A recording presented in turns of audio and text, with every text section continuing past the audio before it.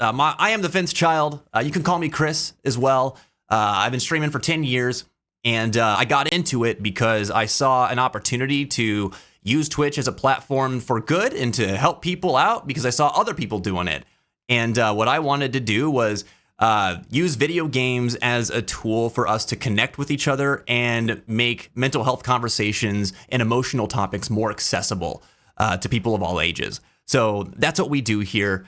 I play a lot of role-playing games, JRPGs, and narrative-driven games. I dabble in horror every once in a while. The stories are really good, in the horror games.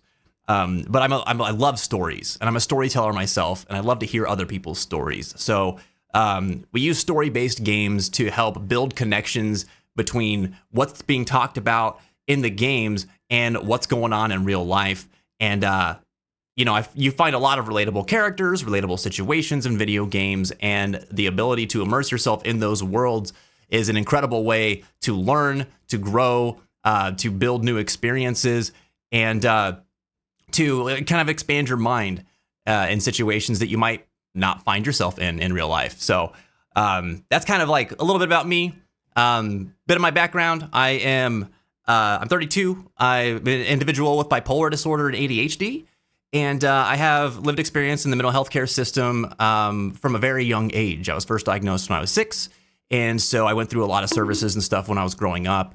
And a lot of what I went through there led to me wanting to be more supportive to my friends, to my community, and to make sure that other people had the same support that I was given, and to hopefully help people not feel so alone in what they were going through. Because even though I had tons of support, I still felt so lonely all the time. And so I met a lot of people through those experiences that did not have the support that I did. And so I was like, I could only imagine how lonely you must feel when you don't have support. So it became a big matter of import to me to try and extend an olive branch and do something that I could, give back what I was given. So that's a big reason why I stream. That's why we do what we do here. And that's why this community of the Fencers exists. So welcome in. I'm glad that you're here. I hope that you enjoy your stay. Chameleon Karma answers the question of the day. And they say, it might sound contradictory, but by being less defensive and listening more, I come from somewhere that's quite ignorant and inconsiderate of other cultures. Why? Personally, my journey to understanding other cultures has been a long one, and I'm still on it. But the majority of setbacks is when people don't give me a chance to actually, understand and mistook my ignorance for intolerance. So, to me, it's important because every individual person and culture is different. I totally understand. It's interesting. Like I caught the irony that you have there too, because it's like, to bridge cultural gaps, one should be heard and their attempt should be made to be understood as well, right? Like the other person should attempt to understand me in this, if it's me, right? At the same time, I should make the same effort to understand them and allow them to be heard. But there's that element that's not always thought about, I think, that you're talking about, is that like if somebody identifies you as a person who is not like is ignorant, right? It reminds me of something that my friend tells me that goes something like, ignorance is not inherently a bad thing. And what that means is that like not knowing something, not understanding something isn't the problem. Willful ignorance, however, is a bad thing. When you recognize that you don't know something and then you don't make an effort to know more about it when it matters, that's when it's a bad thing. But not knowing something is not a bad thing. Like there's tons of stuff we don't know. We will never know everything, right? It's not until we are exposed to the new things that we can even start to learn about it in the first place. So on that same line with Chameleon's response, yeah, your ignorance can, like he said, be mistaken for intolerance. Sometimes we don't know something about a type of person or a group of people or another culture, and we might say things that reflect that ignorance. And it can take some courage and some strength as well to not immediately interpret that as that person sucks and they don't care about my values or my culture or my beliefs or anything like that. I think that we mistake ignorance for intolerance a lot. And maybe it's because we might have experienced a lot of intolerance. And there are people who, like, you know, when challenged on their ignorance, this is a thing. When you're challenged on your ignorance, say you don't know something and you walk into a space and you're talking, you're participating in a conversation where you think you have a certain level of knowledge, right? And somewhere in that conversation, it kind of comes to light that you don't know as much as you think you do on this topic.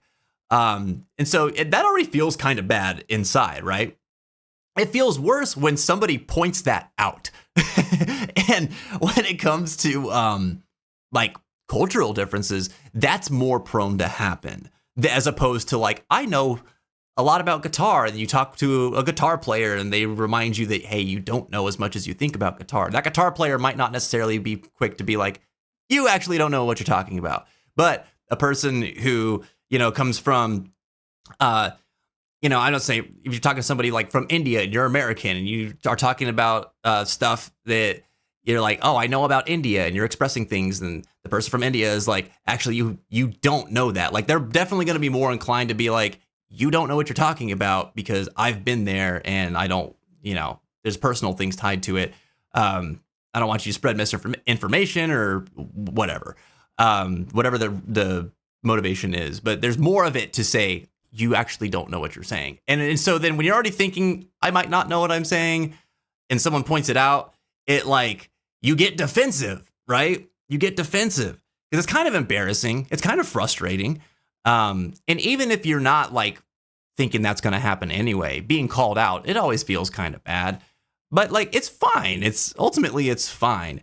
I think that it's important to be able to point out when somebody needs to know more about a thing, and also be open to the idea that they might want to know more about that thing too. And then at first, the sudden realization that they don't know enough is going to feel uncomfortable to them. So they might not handle it perfectly, right? So it's good for us to try to be open to the idea that, like, this person still might be willing to, you know, learn more. And they might just be uncomfortable and not know how to respond to this situation right now. That shouldn't color the whole experience of the person. Now, again, this is one of those things that, like, you kind of take it case by case. Some people are going to be really hateful, and those people I don't think that you need to really, like, give this courtesy to. But if a person's not being hateful, then it's worth it to try and extend that courtesy. You know, sometimes there's, like, slurs like that, like, I'm not going to say it, but, like, you know, like the C word is something that is just, like, casually spoken in some places of the world, whereas in other countries it might sound like super duper abrasive to hear that, right? So culture plays a part in, like, derogatory language, I think, too. And I think is one of those things, it's a good example of, like, where context matters. But, like, when you say something that you are used to hearing on a regular basis and is a common turn of phrase, you don't think that it's harmful until you enter a space where that someone opens your eyes that it could be harmful. And then you can think about, well, why would it be harmful? I think it can go a lot of different ways. Sometimes people are like, well, it's never been harmful to me or people that I know, so maybe people are just being too sensitive. You can go that route. You're probably not going to get too far with that one. You're going to isolate yourself a lot. But you could go that route. Or you could be like, I never thought about this that way before. Why would people feel like this is harmful? And learn, right? You can go learn. The internet, as Karma said, is a really great resource to learn some things about that stuff. Now, you can learn about anything you want. You're just looking it up, provided you don't get caught up in echo chambers and stuff like that too, because that can happen. You know, but it's good asking questions. It really starts with just asking questions. If someone opens your eyes to something that you didn't know about, just ask about it. You know, that person doesn't have to tell you all they know about it, but, like, go forward in your life with the mindset of like, I should ask questions about this topic, right? And sometimes asking questions means asking other people. Sometimes asking questions just means questioning what you know and looking for information in other places, right? Tribe. No discrimination, eh? A far cry from our world, then. So it's describing a better world. A utopia, perhaps. I'm something of a reader myself, but that's not like any book I've read. You know, when the late king took the throne, he was quite the idealist himself. He made grand claims about unifying the people under his rule. Never managed to do it in the end, of course. Reform takes more than high-minded, eloquent speeches. Maybe he was too blind to see that himself. I doubt that. Sounds like the man that understands the undertaking that he's embarking on, and that it would take more than him to do.